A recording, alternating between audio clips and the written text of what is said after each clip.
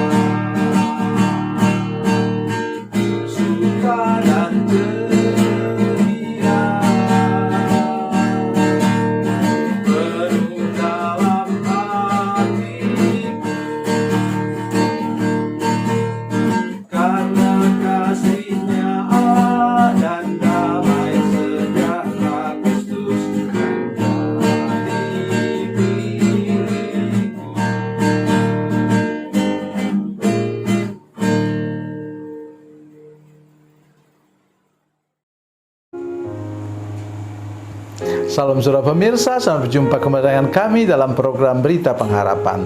Saudara pemirsa, hari ini saya mengajak kita semua untuk mari buka mata. Bahwa sebenarnya kita bisa melihat kemuliaan Tuhan.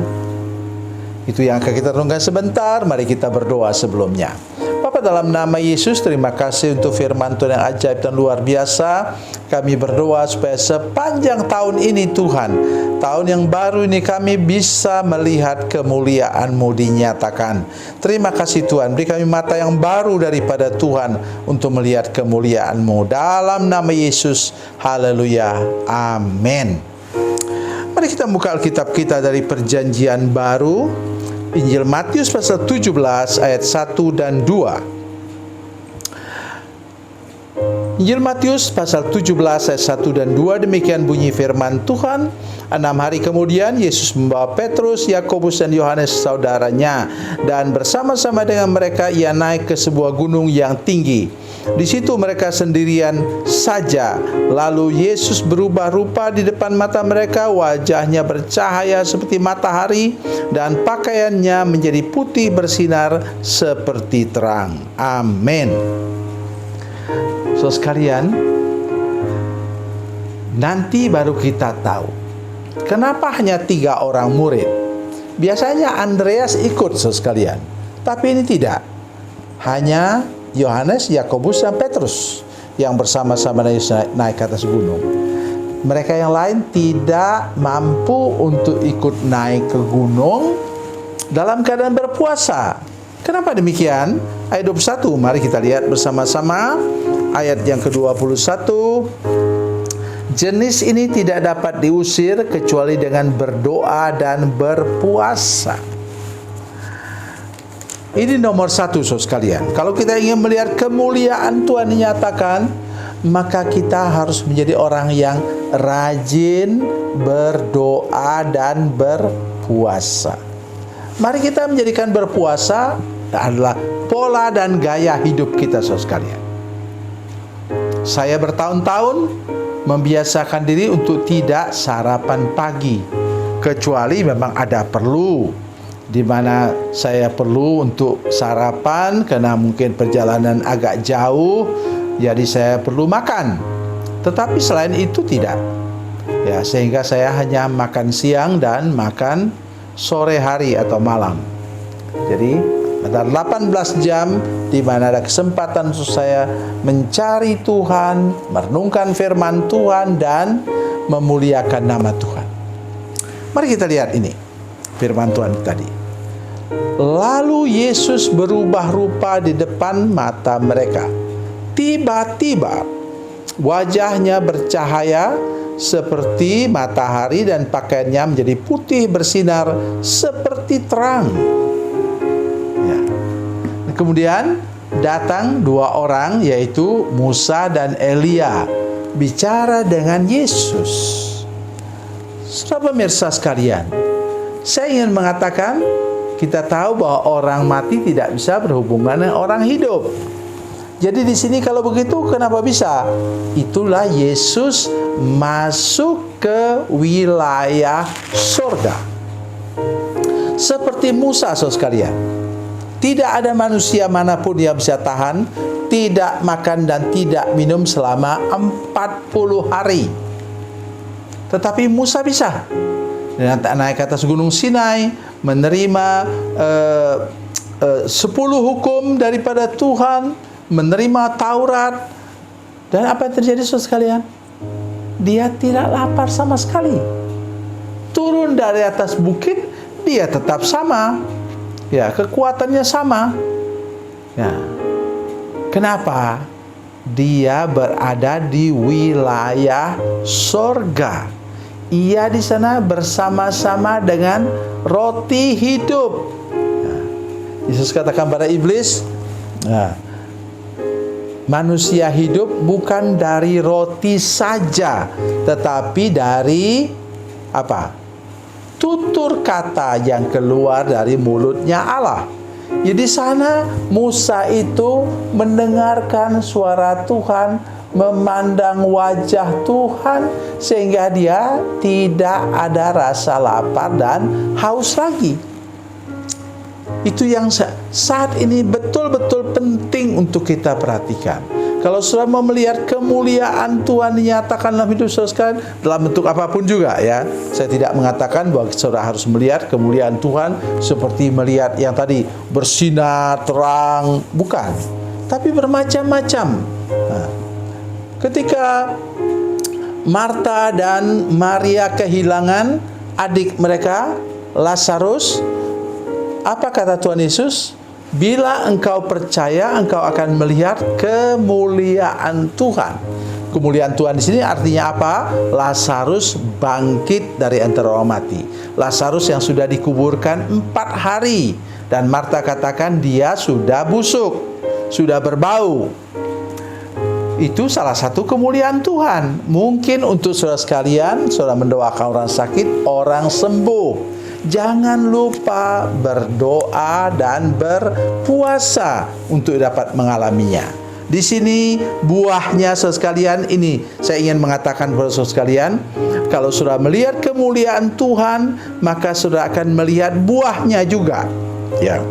Mari kita lihat ayat 21. Jenis ini tidak dapat diusir kecuali dengan berdoa dan berpuasa.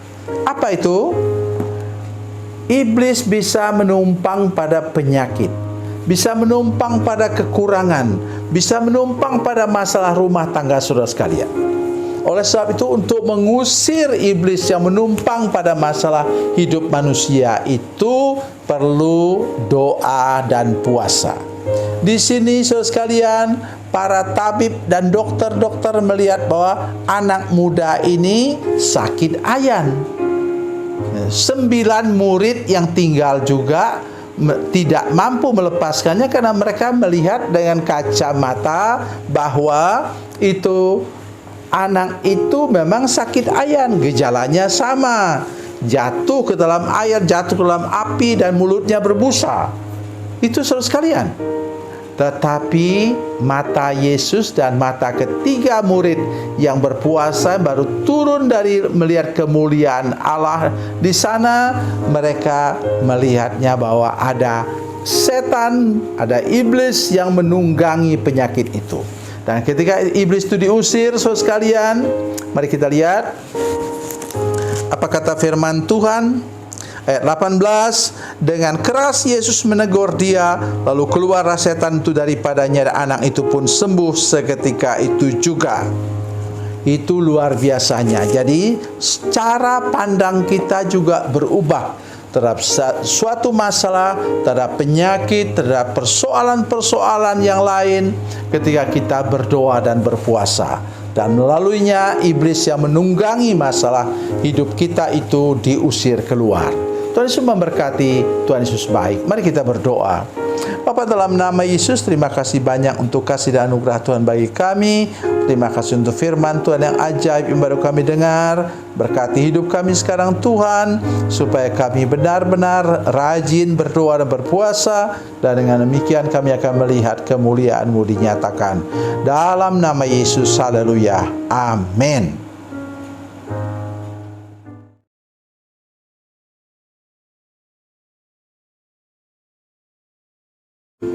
Salam saudara pemirsa, mengakhiri program ini saya mohon kepada saudara-saudara pemirsa sekalian untuk bila saudara menyaksikan program ini melalui channel YouTube, maka tekan subscribe dan bunyikan lonceng. Dan bila saudara menyaksikan program ini melalui channel Facebook, tolong saudara-saudara sekalian tekan like dan juga komen. Dan demikian pula bila sudah menyaksikan program Makanan Bergizi hari ini yang tertulis, maka tekan yang sama juga, tekan like dan tekan komen.